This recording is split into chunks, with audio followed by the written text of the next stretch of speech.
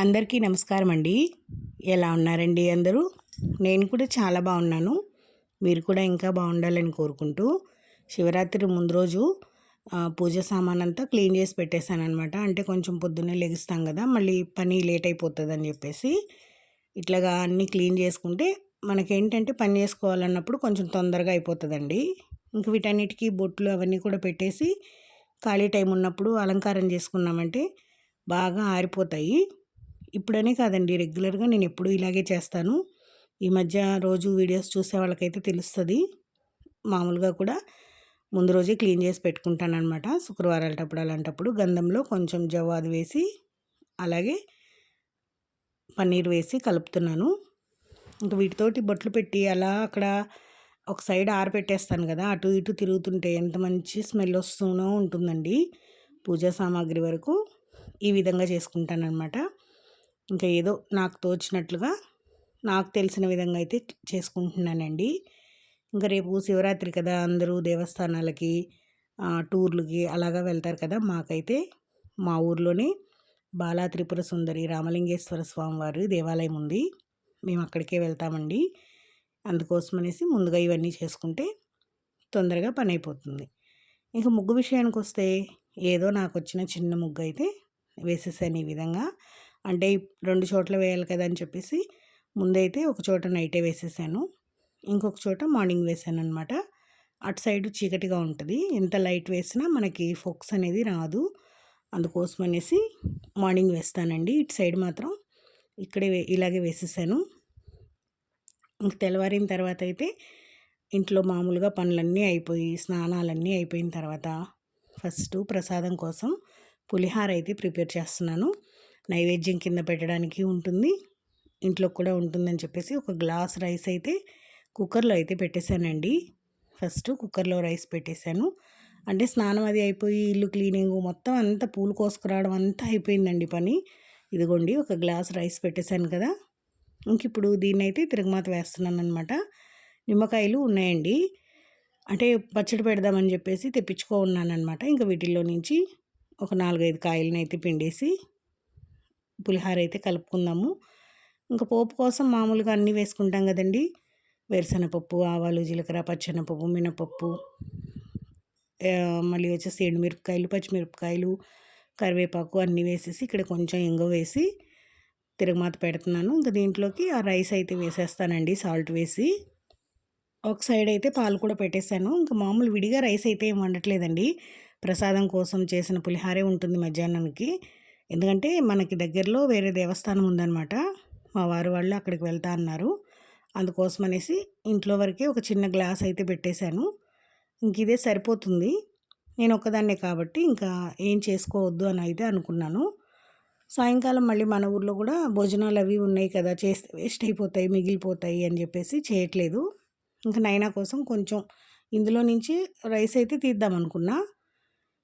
ఇంక ఈ విధంగా వండిన రైస్ అంతా కలిపేసి ఇది పక్కన పెట్టేసిన తర్వాత పటాలకి పువ్వులు అయితే పెడుతున్నానండి. మొక్క పువ్వు కూడా బయట నుంచి తీసుకురాలేదండి, మొత్తం మన చెట్లల్లోయే. ఎన్ని పువ్వులు వచ్చాయంటే గులాబీ పువ్వులు మాత్రం 3-4 రోజుల నుంచి వచ్చినట్టుగా కోసి ఫ్రిడ్జ్లో పెడుతున్నాను అనమాట. ఇంక మందార పువ్వులు అయితే మొత్తం అన్నీ కస్తూరి పువ్వులు, మందారం పువ్వులు మన గార్డెన్లోవే. గులాబీ పువ్వులు అయితే దాదాపుగా ఒక 15-20 పువ్వులు అయితే ఉంటాయండి. చాలా పువ్వులు వచ్చాయి. ఒక్కరోజు ఆ పువ్వు కొయ్యకున్నా వేస్ట్ అయిపోయింది కదా అని అయితే అనుకుంటాను నేను. ఎందుకంటే పూచిన పువ్వు దేవుడికి పెడితేనే బాగుంటుంది కదా, మనం పెట్టినప్పుడు అది వేస్ట్ అయిపోయింది కదా అని అయితే అనుకుంటాను. లేదా ఎవరైనా పిల్లలు వెళ్తున్నా వాళ్ళకి ఇచ్చేస్తానండి కోసి. ఆ విధంగా అయితే చేస్తాను. ఇంకా మారేడాకులు మన చెట్లవే, తమలపాకులు మన చెట్లవే. బయట నుంచి అరటిపళ్ళు, కొబ్బరికాయ అవి తెప్పించాను. ఇంక ఇక్కడ అవే సర్దుతున్నానండి అన్నీ. ఇంక వంట పని ఏం లేదు కదా, దేవుడికి పని చేసుకుంటే పూజ అనేది తొందరగా అయిపోతుంది అని అయితే అనుకున్నాను.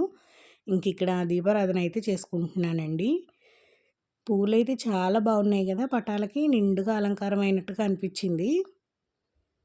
ఇంక మారేడాకులు అవి కూడా కోసుకొచ్చున్నా. కొన్ని అయితే శంకు పువ్వులు వచ్చాయి. ఇంకా నైవేద్యం కింద పులిహార కూడా తీసుకొని వచ్చేసి పెట్టిన తర్వాత పూజకు కూర్చుంటానండి. ఇంక పూజ భక్తి విషయానికి వస్తే అండి, దేవుడు అనేవాడు ఎప్పుడు మనల్ని చూస్తూ ఉంటాడు అనేది ఎంత నమ్మకమో, మనం ఏం చేసినా కూడా చూస్తుంటాడు అనేది నమ్మాలండి. ఎందుకంటే మనం ఏదేదో చేసేసి సమస్య వచ్చింది దేవుడా అని దేవుడి మీద పడిపోకుండా అసలు సమస్య అనేది ఏ విధంగా వస్తుంది, అది రావడానికి మనం ఏ విధంగా ఆస్కారం ఇస్తున్నాము అనేది ఆలోచించుకోగలిగితే సమస్యలు అనేవి ఈజీగా తొలగిపోతాయి. కాకపోతే మన ప్రమేయం లేకుండా కొన్ని సమస్యలు వస్తాయి. అలాంటి వాటికి మనం ఏమీ చేయలేము. ఖచ్చితంగా అవైతే దేవుడు చూస్తాడు. మనం ఏదేదో చేసేసి సమస్య వచ్చిందని దేవుడికి మొరపెట్టుకుంటే మాత్రం ఆయన మాత్రం ఏం చేస్తాడండి? మన హద్దుల్లో కూడా మనం ఉండాలి కదా! నేనైతే అది మాత్రం నమ్ముతాను. ఇక్కడ చిన్న లింగం ఉందండి నా దగ్గర, స్ఫటికలింగము. దానికైతే అభిషేకం చేసుకుంటున్నాను నేను ఆ లింగంకి. ఇక్కడ పాలు, గంధము, కుంకుమ, పన్నీరు అవి వేసి చేశాననమాట. నా దగ్గరున్న వాటితోనే చేసుకున్నానండి. రెగ్యులర్గా నేను ఏ విధంగా చేసుకుంటానో అదే విధంగా చేసుకున్నాను. ఇంకా ఆ స్తోత్రము అది చేసుకుంటే సరిపోతుంది. ఇదిగోండి ఈ విధంగా సింపుల్గా అయితే స్వామివారికి అలంకారం అది చేసుకున్నాను. ఇంకా ఫోన్లో అష్టోత్తరం పెట్టుకునేసి ఇక్కడ మారేడాకులు పువ్వులతోటి పూజ అయితే చేసుకుంటున్నానండి. ఇదిగోండి చాలా బాగా ప్రశాంతంగా నిదానంగా పూజ అయితే నాకు తెలిసిన విధంగా అయితే చేసుకున్నాను. ఇంకా హారతి ఇచ్చేసిన తర్వాత మనకి దగ్గరలోనే కొండ మీద టెంపుల్ ఉందన్నమాట. అందరూ అక్కడికి వెళ్తూ రమ్మని చెప్పారు. ఇంక నేనైతే వెళ్ళలేదు. ఇంట్లో పని పూజ అయ్యేసరికి నాకు కొంచెం లేట్ అయిపోతుంది, నేను రాలేనులే అని చెప్తే ఇంక వాళ్ళందరూ కూడా వెళ్తూ పిలిచారండి. ఇంక మా వారైతే వెళ్ళారండి, నేను వెళ్ళలేదు. కానీ చాలా బాగుండిందంట అక్కడ అలంకారం కానీ మొత్తం అంతా. కాకపోతే కొండెక్కాలంట, అక్కడికి వెహికల్స్ అవి ఏమీ వెళ్ళవు, నడుచుకొని వెళ్ళాలి అని చెప్పారు. ఈసారి ఎప్పుడైనా అవకాశం ఉంటే మాత్రం ఖచ్చితంగా వెళ్దాము అని అనుకున్నాను. ఇంక నేనైతే మనస్ఫూర్తిగా నిండుగా పూజ చేసుకున్న తర్వాత ఇంకా ఇక్కడి నుంచి లేచిన తర్వాత అయితే ధూపం వెలిగిస్తున్నానండి. ఇది వెలిగేలోపు కొంచెం టైం ఉంటుంది కదా, ఈలోపు మళ్ళీ ఇంట్లో అన్నీ అక్కడ ఇక్కడ ఉండేవన్నీ సర్దుతున్నాను. ఇక్కడ అదే చెప్తున్నానండి మీకు. అంటే ఇంక ఇప్పుడైతే నేను గుడికి వెళ్ళలేదు, కానీ సాయంకాలం అయితే వెళ్తామండి. ఉదయం పూట అంటే కుదరదు, ఇంట్లో సరిపోతుంది నాకు. రెగ్యులర్గా కూడా అంతే, నేను శివరాత్రి అప్పుడు సాయంత్రం అప్పుడు అయితే వెళ్తే ఇంకా కళ్యాణము, పూజ, మళ్ళీ నైట్కి అభిషేకాలు అవన్నీ ఉంటాయి కాబట్టి మార్నింగ్ టైంలో అయితే కుదరదు. ఇంక ఇక్కడైతే ధూపం వెలిగిపోయింది కదా, ఇంకా సాంబ్రాణి వేసేద్దాము ఇల్లంతా అని చెప్పేసి ఇంకా ధూపం తీసుకొనేసి అది కూడా బాగా కోన్ కిటికీ దగ్గర పెడితే ఏంటంటే గాలికి బాగా ఆరిపోతుంది, అది వెలిగిపోతుంది అనమాట. ఇంకా నిప్పులాగా తయారవుతుంది. ఇంకా దాంట్లో కొంచెం ధూపం పొడి వేసేసి ఇల్లంతా చూపిస్తానండి, చాలా బాగుంటుంది. ఇంకా అట్లా చూపించేసిన తర్వాత ఒక సైడ్ పెట్టేసామంటే ఆ పొగ వస్తూ ఉంటుంది, బాగా మంచి స్మెల్ అయితే వస్తుంది. ఇంట్లో కూడా అన్నీ అక్కడక్కడ ఉన్నాయి కదా, ఇంకా టవల్స్ అన్నీ సర్దేసిన తర్వాత ఐరన్ బట్టలు అవి తీసుకొచ్చారు. ఇంకా ఐరన్ బట్టలు వాటన్నింటినీ కూడా సర్దేసి ఇంక ఇప్పుడు టిఫిన్ చేయాలి. టిఫిన్కి వచ్చేసి పులిహార తిందాం అనుకున్నాను, కానీ మా వారికి దోశలు వేస్తే ఇంకా వాటిల్లోవే రెండేమో ఉన్నట్టున్నాయి. ఇంకా అవిను కొంచెం పులిహార తినేద్దామని అయితే అనుకున్నానండి. ఇంకా టిఫిన్ చేసిన తర్వాత కూరగాయలు ఏమైనా వస్తే తీసుకోవాలి, లేదంటే ఏం లేదు. ఎందుకంటే ఇంక మధ్యాహ్నం ఏమో అక్కడికి వెళ్తాను భోజనానికి అన్నారు. సాయంకాలం ఎలాగో మన ఊర్లో శివాలయంలో పెడతారు కదా అనుకున్నానండి. ఇంక నాకైతే టిఫిన్ చేసిన తర్వాత వంకాయలు వచ్చాయన్నమాట, కూరగాయలు వచ్చాయి ఇంటి ముందుకి. చాలా బాగున్నాయి, లేతగా ఉన్నాయి వంకాయలు. వాటిని చూసిన వెంటనే అసలు తీసుకొని కూర చేసుకోవాలి అనిపించింది. సరే నేను ఇప్పుడు తినకున్నా రేపటికైనా ఉంటుంది కదా వంకాయ కూర అన్నట్టుగా ఒక అరకిలో అయితే తీసుకున్నానండి వంకాయలు. ఇంక నేను కరెక్ట్గా మా వారు ఇంటికి వచ్చే టయానికి ఈ వంకాయలు కూర అనేది తీసుకొని మసాలా కోసం ప్రిపేర్ చేద్దామని చెప్పేసి ఇలాగ వచ్చానమాట. ఆయనకేమో వంకాయ అంటే ఆయన తినరు, నేనేమో వంకాయ అంటే నాకు ప్రాణం అనమాట. వంకాయ కూర మాత్రం ఆయనకి నచ్చదు, నేను పిల్లలు తింటామన్నమాట. ఇంక ఇక్కడ అదే రెడీ చేస్తుంటే ఇంకా ఆయన తరహాలో ఆయన ఏదో జోకులు వేస్తూ ఉన్నారండి. ఇంకా అదే నవ్వుకుంటూ ఉన్నాము. చాలా ఫ్రెండ్లీగా క్లోజ్గా అయితే ఉండాలి అనుకుంటానండి నేను. ఎందుకంటే ఏదో మూడీగా ఎవరి పనుల్లో వాళ్ళం అన్నట్టుగా కాకుండా ప్రతి విషయము షేర్ చేసుకునే విధంగా ఉండాలి. హస్బెండ్ అండ్ వైఫ్ రిలేషన్ అంటే క్లోజ్గా ఉండాలి అని అయితే అనుకుంటాను. ఇంక ఇక్కడ అదే ఏదో కామెడీగా ఆయన జోక్స్ వేస్తుంటే నవ్వుతున్నాను అనమాట. మామూలుగానే నేను పెద్దగా నవ్వేస్తాను, చిన్నగా నవ్వడం నా వల్ల అయితే కాదు. ఇంకా అదే ఇక్కడ నవ్వుకుంటూ ఉన్నాము. అదేదో చెప్తూ ఉంటే నవ్వుతూ ఉన్నాను అనమాట నేను. అంటే వాయిస్ ఓవర్ పెట్టచ్చు కదా డైరెక్ట్గా అని మీరు అనుకోవచ్చు. మరీ బాగుండదు కదా అని చెప్పేసి నేను ఇక్కడ అది వాయిస్ కట్ చేసి చెప్తున్నాను. ఇంకా అట్లా మా వారైతే ఇంకా అక్కడికి కొండ మీదకి గుడి దగ్గరికి వెళ్తున్నాను అని అన్నారు. నేనైతే వంకాయ ప్రిపేర్ చేద్దామని అయితే మసాలా అంతా రెడీ చేసుకుంటున్నానండి. అదే ఎగతాళి చేస్తున్నారు నన్ను. ఇంక 3 పూటలైనా వంకాయ తింటావులే నువ్వనేసి. కాకపోతే ఇంక సాయంత్రం గుడిలోకి వెళ్తాం కదా! ఈ పూట తింటానేమో తింటే అని చెప్పి నేను అదే తిరిగి చెప్తున్నాననమాట. మా పిల్లలు కూడా ఉండుంటే వాళ్ళకి కూడా చాలా ఇష్టమండి వంకాయ అనేది. గుత్తి వంకాయ చేస్తే కనీసం కాయతో సాటిస్ఫై అవ్వలేరనమాట. 2, 3 అయినా వేసుకోవాలి. అసలు కాయలు భలే లేతగా ఉన్నాయండి. అందుకే వాటిని చూసిన వెంటనే కూర చేయాలి అనిపించింది నాకు. ఇంకిక్కడ మసాలాకైతే ప్రిపేర్ చేస్తున్నాననమాట. వంకాయ కూర చేయడం కష్టము, హైరానా, హడావిడి అనుకుంటాం కానీ చాలా ఈజీ. ఒక్కటి మసాలా ప్రిపేర్ చేసామంటే కర్రీ అనేది చాలా ఈజీగా చేయొచ్చు. ఇంక ఇవన్నీ ఫ్రై చేస్తున్నా. కొంచెం లైట్‌గా ఆయిల్ వేసేసి బాగా ఫ్రై చేసుకొని చల్లారిన తర్వాత మిక్సీ పట్టేసుకోవడమే. ఇంకా 6 కిలో కాయలు చేస్తున్నానండి. ఇంక ఇవాళ రేపు కూడా ఉంటుంది వంకాయ కూర, ఏం కాదు. కొంచెం చింతపండు అయితే నానబెట్టుకున్నాను. ఈలోపు ఈ చింతపండు కూడా నానుతూ ఉంటుంది ఇవి వేగేలోపు. ఇవి వేగాలి, చల్లారాలి. ఈలోపు వంకాయలనైతే కట్ చేసి నీళ్ళల్లో వేసుకుందాము. ఉప్పు నీళ్ళల్లో వేసుకుంటే అదే కరుణెక్కలేదు అని అంటారు. లేదంటే నల్లగా పోతాయి. ఇలాగా పుచ్చులు ఏమైనా ఉన్నాయా లేవా అనేది చూసుకునేసి వీటన్నిటిని అయితే ఉప్పు నీళ్ళల్లో వేస్తున్నాను. ఇంకా దానికి కూరకి తిరగమాతకి ఎర్రగడ్డ, కూరలోకి ఎర్రగడ్డ కావాలి కదా, అవైతే ఇక్కడ కట్ చేస్తున్నానండి. టమాటా వచ్చేసి నేను మిక్సీ పట్టేస్తాను మసాలాతో పాటే. చాలా ఈజీ అండి. మసాలా అనేది వన్స్ ప్రిపేర్ చేసుకున్నామంటే ఎప్పుడు కావాలన్నా కూర అనేది చేసుకోవచ్చు. మనకేదైనా పండగ ఉంది, గెస్టులు వస్తున్నారు, వంకాయ చేయాలి అనుకున్నప్పుడు మసాలా ముందు రోజే ప్రిపేర్ చేసుకున్నా కూడా అప్పటికప్పుడైతే కర్రీ చేయొచ్చు. ఈ విధంగా అయితే చాలా ఈజీ అండి. నేను ఇదంతా అయిపోయిన తర్వాత గ్యాస్ మీద తిరగమాత పెట్టేయడమే. చాలా ఫాస్ట్గా అయిపోతుంది. ఇంక నైనా కోసం అని చెప్పేసి ఒక గ్లాస్ అయితే రైస్ పెట్టానండి. ఎందుకంటే కొంచెం పులుపు ఎక్కువైందని చెప్పేసి పులిహోరలో రైస్ అంతా కలిపేశాను. చిన్న టీ గ్లాస్ అయితే దానికి రైస్ పెట్టేస్తే 2 పూట్లకి ఉంటుంది.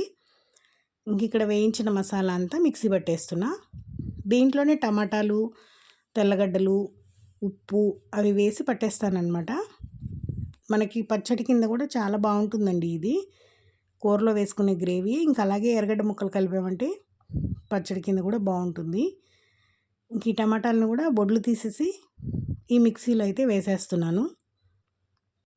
కడిగేసిన తర్వాత ఇంకా అవి బొడ్లు తీసేసి ఇలాగ వేసేసానంటే మెత్తగా మిక్సీ పట్టేసామంటే కొంచెం వాటర్ వేసి సరిపోతుంది. ఇంకా ఆ మసాలానంతా వంకాయలో కూరుకోవడమేనమాట. చాలా ఈజీ అంటే చాలా టేస్టీగా కూడా ఉంటుంది. వంకాయ ఎప్పుడు చేసినా అబ్బా ఇప్పుడు చేసినంత బాగా ఎప్పుడు కుదరలేదు అని అయితే అనుకుంటాను నేను. ఎప్పుడు రెగ్యులర్గా ఇదే ప్రాసెస్ నేను చేసేది. కానీ ఎప్పటికప్పుడు ఇంకా ఏంటో టేస్ట్ పెరిగినట్టుగానే అనిపిస్తుంది నాకు. పిల్లలైతే 2, 3 కాయలైనా వేసుకుంటారండి ఈ ట్రిప్కి. అంత ఇష్టం మాకు. ఇంకా పులిహారను ఈ వంకాయ ఉంది కదా సరిపోతుందిలే అని చెప్పేసి ఆ మిక్సీ పడుతుంటేనే ఆ ఫ్లేవర్ ఎలా వస్తుందో తెలుసా. చిన్న గ్లాస్ అయితే మినపప్పు వేస్తున్నానండి. సాయంత్రంకి గారెలు వేద్దామని చెప్పేసి ఒక చిన్న గ్లాస్ వేసాను. ఇంకా ఇప్పుడు ఇదంతా అయిపోయిన తర్వాత సాయంకాలం వేస్తాను అవి. చింతపండు కూడా పిసికేసుకొని రెడీగా పెట్టుకున్నామంటే కూర అనేది ఈజీగా అయిపోతుంది. ఇంక ఇప్పుడు ఈ వంకాయలోకి ఈ మసాలా అంతా కూరుకుందాము. ఒక్క వంకాయలో కూడా పుచ్చులు లేవండి. వంకాయలు అయితే భలే ఫ్రెష్గా ఉన్నాయి, చాలా లేతగా కూడా ఉన్నాయి. ఎంతో ఒక 20 నిమిషాల్లో ఉడికిపోతాయేమో మొత్తం కూర అంతా కూడా రెడీ అయిపోతుంది. కాకపోతే ఈ మసాలా ప్రిపేర్ చేసుకోవడమే మనకు కొంచెం టైం పడుతుంది. కొంచెం నూనె ఎక్కువే పడుతుందండి. కొంచెం ఆవాలు అలాగే జీలకర్ర వేసుకొని ఎర్రగడ్డ ముక్కలు వేసుకొని ఇవి ఖచ్చితంగా ఎర్రగా ఫ్రై అయిన తర్వాత ఈ చింతపండు పులుసు అనేది పోసేసుకుందాము.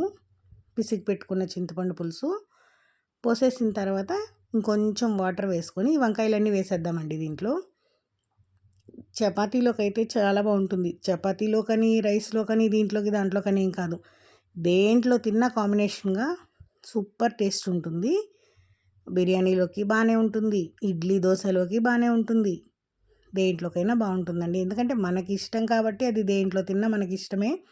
ఇంకొంచెం మసాలా వేసి పైనుంచి వాటర్ వేసి మూత పెట్టేస్తాను. ఈ కట్ చేసి పెట్టుకున్న ఎర్రగడ్డ ముక్కలు అవి కూడా పైనుంచి వేసేస్తానండి. వితిన్ సెకండ్స్లో రెడీ అయినట్టుగా కర్రీ అనేది రెడీ అయిపోతుంది. ఇంకా ఉప్పు చూసుకున్న తర్వాత ఉప్పు కారం ఒకసారి చూసేసుకొని కరివేపాకు కొత్తిమీర ఉంటే ఫైనల్గా అవి చల్లేసుకొని గ్యాస్ ఆఫ్ చేసుకోవడమే. ఇక్కడ ఉప్పు అయితే చూస్తున్నాను నేను. ఇదిగోండి వేడి వేడిగా ఉంది, చాలా టేస్టీగా కుదిరింది, భలే కుదిరిందండి కూర అయితే. మీకు ఇష్టమా ఇట్లాగా పులిహార గుత్తి వంకాయ? ఏంటంటే మేము ఎక్కడికైనా టూర్లు అట్లా బయటికి వెళ్ళేటప్పుడు మా అమ్మ వాళ్ళు పులిహారను గుత్తి వంకాయ చేసుకొస్తారు. సూపర్ కాంబినేషన్ అండి, నాకైతే చాలా ఇష్టం. ఇంక నేనైతే మధ్యాహ్నం ఇదే తినేసాను. ఇది తినేసిన తర్వాత పెసరపన్ను ఒకటి చేశాను అనమాట. సర్లే మా వారు వచ్చేసరికి 2 గారెలన్నా వేద్దామని చెప్పేసి గారెల పిండి వేసా. మరి నేను ఏ లోకంలో వేసానో ఏమో ఉప్పు ఎక్కువైపోయింది. పాపం మామూలుగా అయితే 4, 5 తినేవారు, 1, 2 తినేసి ఇంకా వద్దనేసరికి నాకైతే చాలా బాధేసింది. ఇంత కష్టపడి ఆయన కోసం చేస్తే ఉప్పు ఎక్కువ వేసేసానే, ఏం చేయాలి అని. తర్వాత ఒక ఐడియా వచ్చింది. ఇంట్లో పెరుగుందనమాట. సాయంత్రం ఏమో మేము భోజనానికి వెళ్తాం, రేపటికేమో ఆ పెరుగు వాడుకోము. ఇంకా ఏం చేయాలి అని ఆలోచించుకొని ఈ పెరుగులో ఎర్రగడ్డ, పచ్చిమిరపకాయ, పసుపు, ఉప్పు అన్నీ తిరగమాత వేసుకొని, ఉప్పు వేయలేదండోయ్, పసుపు మాత్రమే వేసి తిరగమాత వేసి ఈ వేసిన గారెలు ఉన్నాయి కదా ఇందులో వేసి నానబెట్టేసాను అనమాట. అంటే ఆవడలు చేసేసా, పెరుగువడ అంటాం కదా అదైతే చేసేసాను అనమాట. సాయంత్రానికి ఎంత బాగా ఊరేయంటే కమ్మగా అనిపించేయండి. 2 తిని వద్దన్న మా వారైతే 6 తిన్నారనుకోండి, అంత టేస్టీగా ఉన్నాయి. చాలా బాగా ఉపయోగపడింది అనమాట ఈ టిప్.